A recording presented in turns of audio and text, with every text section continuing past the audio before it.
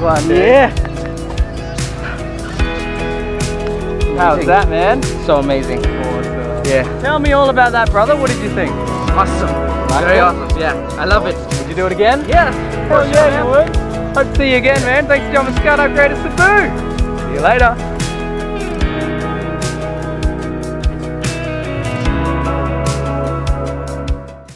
And that was the most excitement that I felt, the best feeling that I had for a very long time. And I want to do it again and again and again. Now I'm going to show you the website.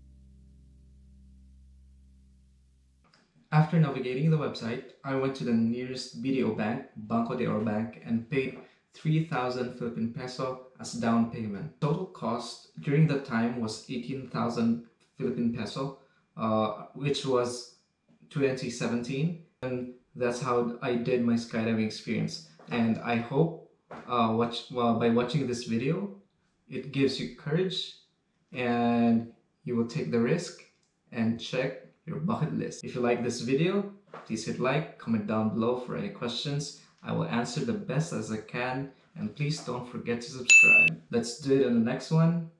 Be well.